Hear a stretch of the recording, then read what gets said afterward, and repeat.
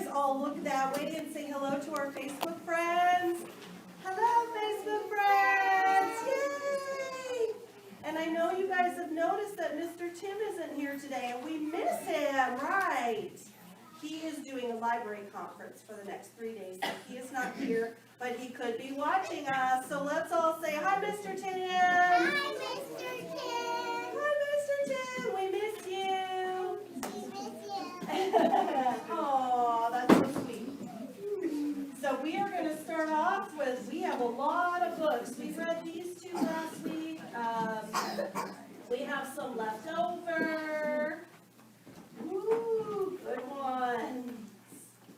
We are going to start with Room on the Broom. Whoever brought this, are you here today? Oh, you brought this one? Okay. This is called Room on the Broom by Julia Donaldson, and all the drawings are by Alex Scheffler. Are you guys ready for this story? Yeah, move on to that. Room on the Broom. Let's see what happens. Look at the cool pictures while I read, okay? The witch had a cat and a hat that was black and long ginger hair in a braid down her back. How the cat purred and how the witch grinned as they sat on their broomstick and flew through the wind. But how the witch wailed and how the cat spat when the wind blew so wildly it blew off her hat. There goes her hat. It is a funny story. Down, said the witch, and they flew down to the ground. They searched for the hat, but no hat could be found. Then out of the bushes, on thundering paws, there bounded a dog with the hat in his jaws. That means mouse. So he found the hat. He dropped it politely, then eagerly said, as the witch pulled the hat firmly down on her head, I am a dog as keen as can be. Is there room on the broom for a dog like me? I wonder what she's going to say. Yes, said the witch, and the dog clambered on. The witch tapped the broomstick, and whoosh, they were gone. So look, she has this big pot called a cauldron, right? And there's the dog, and there's her cat, and there she is. That's a lot of stuff on a broomstick. There they go. Over the fields and the forest they flew. The dog waved his tail, and the stormy wind blew. The witch laughed out loud and held on to her hat, but away blew the bow from her braid, just like that. There goes her bow out of her hair. Let's see what happens. Down, cried the witch, and they flew to the ground. They searched for the bow, but no bow could be found. Look, they're looking everywhere. Then out from a tree, with a ear-splitting shriek, there flapped a green bird with a bow in her beak. She found it. She dropped it politely and bent her head low. Then said, as the witch tied her braid in the bow, I am a bird as green as can be. Is there room on the broom for a bird like me? What is she going to say, do you think? Yeah. She does. She says, yes. Yes, cried the witch to the bird, and so the bird fluttered on. The witch tapped the broomstick, and whoosh, they were gone. Look at all that. Let's see what it looks like now. Wow. Over the reeds and the rivers they flew, the birds shrieked with glee, and the stormy wind blew. They shot through the sky to the back of beyond. The witch clutched her bow, but she let go of her wand. Look at there it goes. She could have put it in the cauldron. That's a good idea. Down, cried the witch, and they flew to the ground. They searched for the wand, but no wand could be found. They have to dig in there. I wonder who might help find it this time. Oh, Then all of a sudden, from out of a pond leaped a dripping wet frog with a dripping wet wand. He dropped it politely, then said with a croak, as the witch dried the wand on a fold of her cloak, "I am a frog as clean as can be. Is there room on the broom for a frog like me?" "Yes," cried the witch. So the frog bounded on. The witch tapped the broomstick, and whoosh, they were gone. There we go. Over the moors and the mountains they flew. The frog jumped for joy.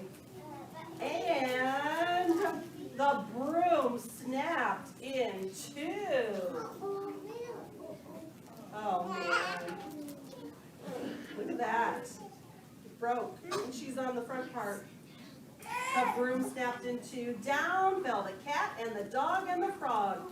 Down they went tumbling into a bog. The witch's half broomstick flew into a cloud. And the witch heard a roar that was scary and loud. Look what was in the cloud. I'm a dragon as mean as can be, and witch with French fries sounds delicious to me. No, cried the witch, flying higher and higher. The dragon flew after her, breathing out fire. Help, cried the witch, flying down to the ground. She looked all around, but no help could be found. The dragon drew near with a glint in his eye, and he said, "Just this once, I'll eat a witch without fries." Oh boy. What's going to happen? What if I said the end? No, that can't be the end. Ooh, look at this right here. Look at that monster right here in the mud. Whoa. But just as he planned to begin on his feast, from out of a ditch rose a horrible beast. It was tall, dark, and sticky, and feathered and furred. It had 4 frightful heads. It had wings like a bird. And its terrible voice, when it started to speak, was a yowl and a growl and a croak and a shriek. It dripped and it squelched as it strode from the ditch. And it said to the dragon, "Buzz off, that's my witch." Can you see who it really is? Is it all her friends? Whoa. See, she fainted. She fainted over there, but look it. They look like a big monster and they came to scare the dragon. That was a cool idea. The dragon drew back and he started to shake. "I'm sorry," he spluttered. "I made a mistake. It's nice to have met you, but now I must fly." And he spread out his wings and was off through the sky. So there he goes. Then down flew the bird, and down jumped the frog, down climbed the cat, and phew, said the dog. And thank you, oh thank you, the grateful witch cried. Without you, I would be in that dragon's insides. Her friends came to the rescue. So now they're going to make something in this cauldron. Then she filled up. Don't tell anybody. Don't tell anybody. I know it's exciting. Don't tell anybody. Then she filled up her cauldron and said with a grin, "Find something, everyone, and throw something in." So the frog found a lily, the cat found a cone, a pine cone, the bird found a twig, and the dog found a bone. So they all have an item. They threw them all in, and the witch stirred them well. And while she was stirring, she muttered a spell. Iggity, ziggity, zaggity, zoom. Then, out rose a truly magnificent broom. Oh my goodness, look at that. It has seats on it.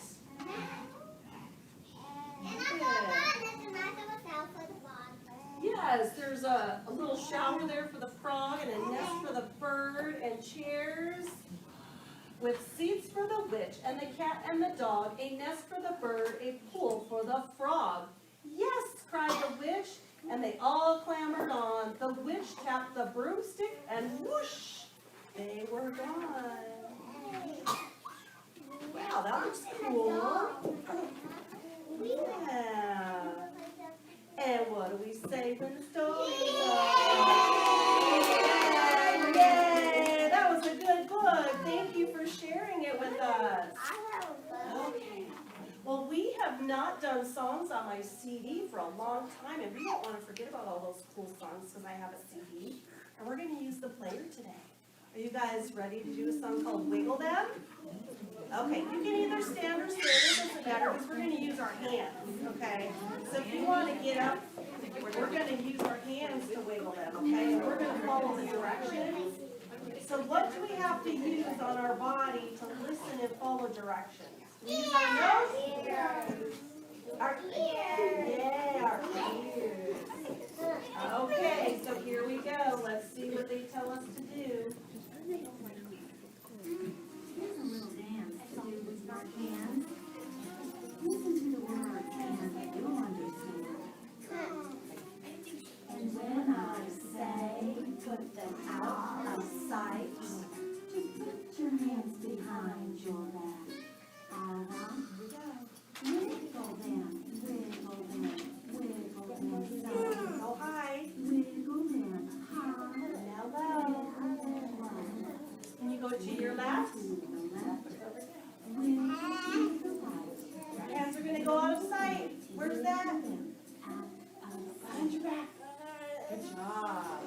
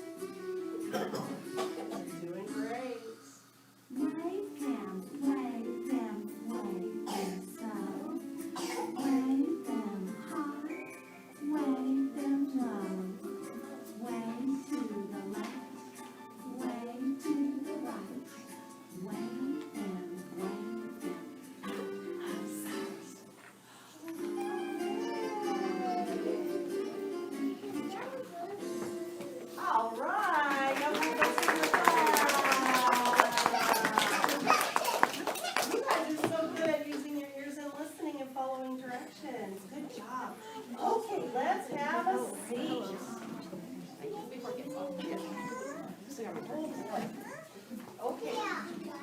We have a lot of books. Some of them are pretty long. I'm going to read this one. Have you guys ever heard this one before?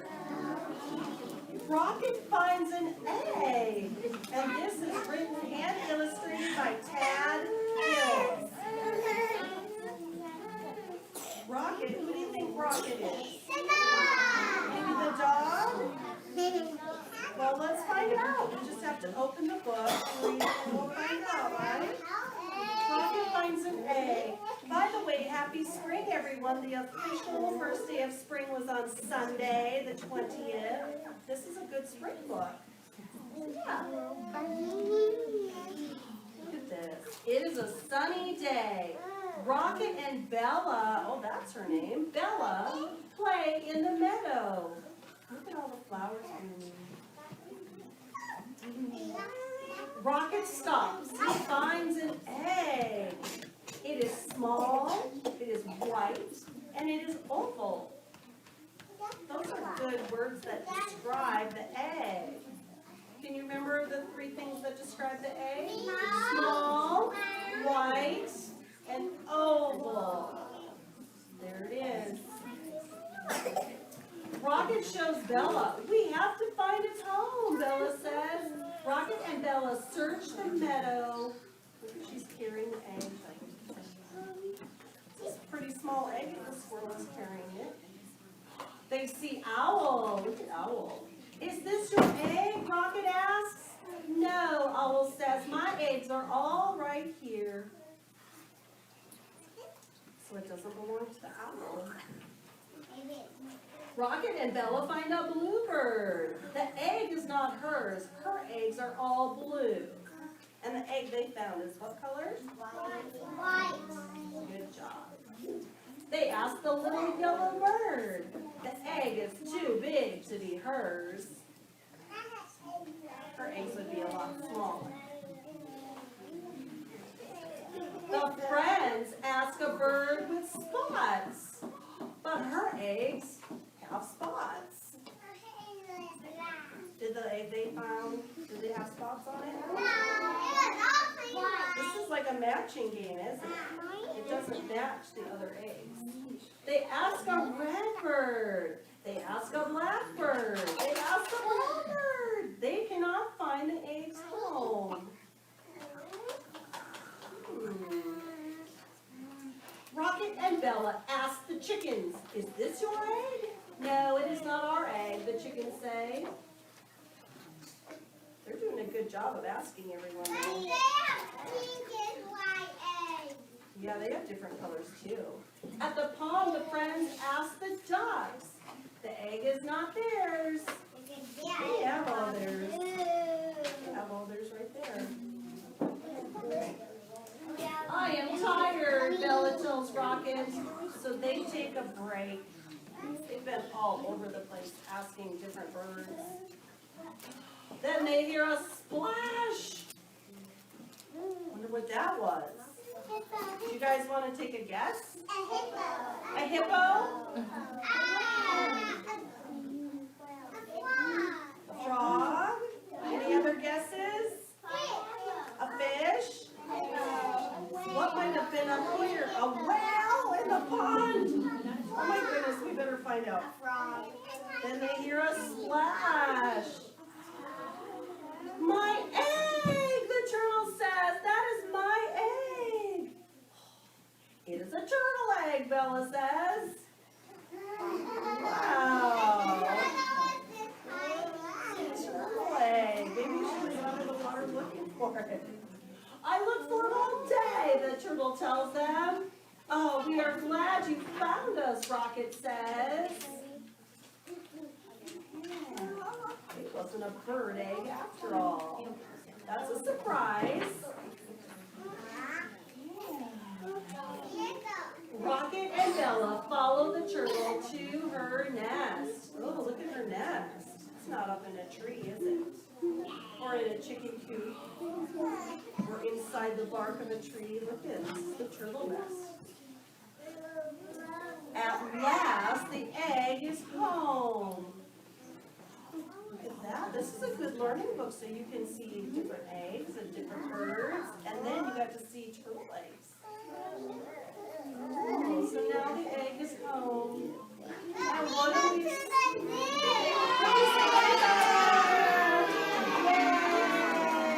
Yay! Okay, are you guys ready to stand up and get the wiggles up some more? We did Wheels on the Bus finally after a long, long time on our video, but we haven't done the one on my CD for a while. Are you guys ready to get your wheels on? How do you do your wheels? Yeah, let me see your wheels. Show me your wheels. There you go.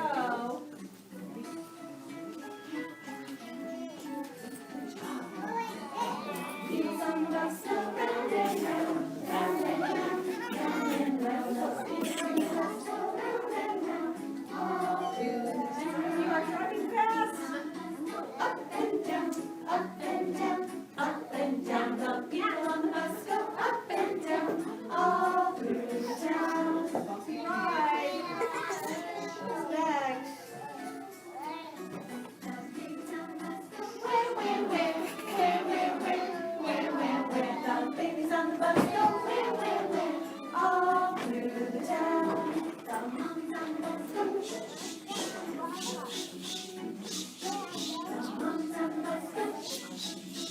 All through town. Beep, beep, beep, beep, beep, beep, beep, beep, beep. The horn of the bus goes beep, beep, beep. All through town.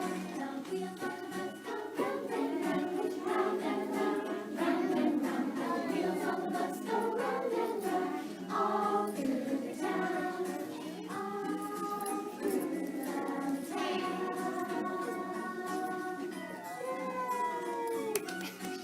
Good job.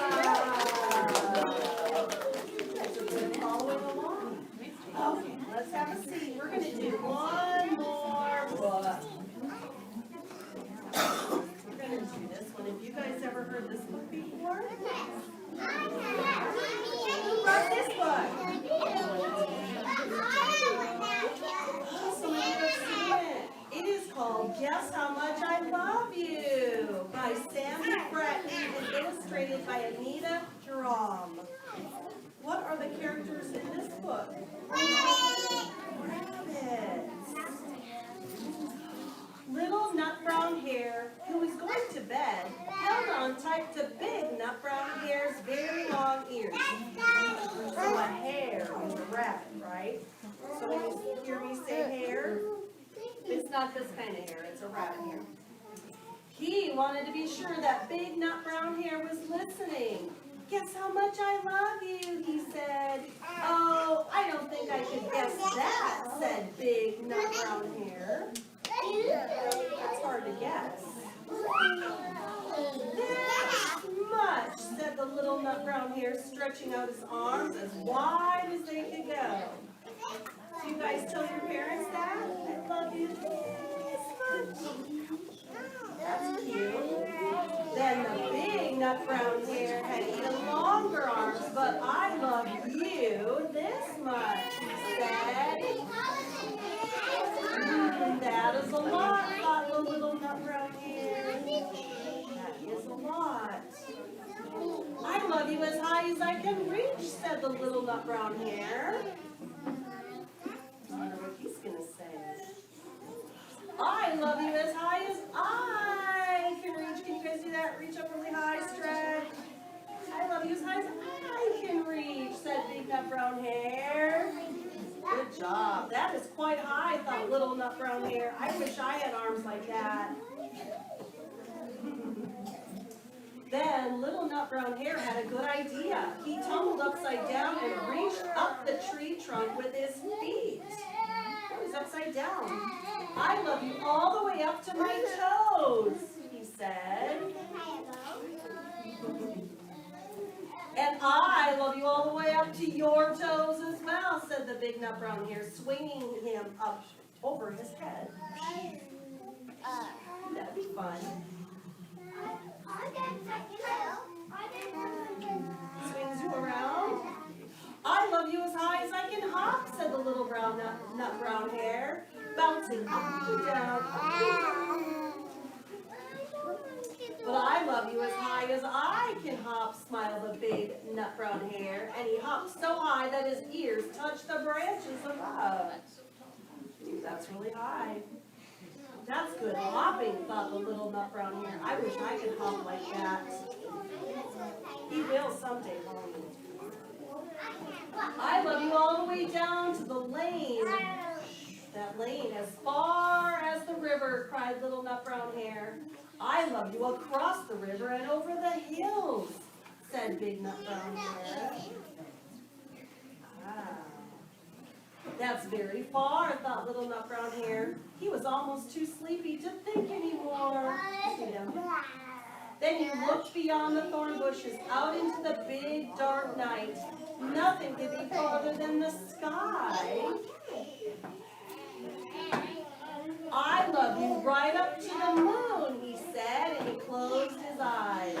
Oh, that is far, said the big nut brown hare. That is very, very far. Love you all the way up to the moon.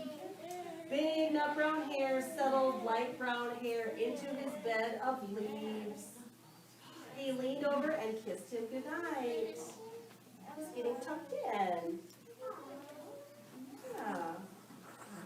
Then they lay down close by and whispered with a smile, I love you right up to the moon and back. It is fall, all the way up there and back. What do we say when the stars are?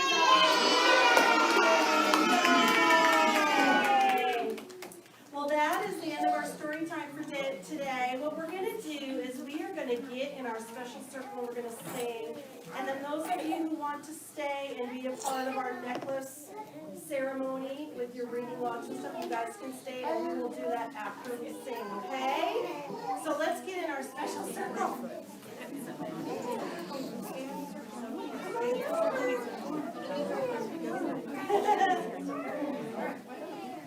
Let's switch back so we have enough room for a really big circle.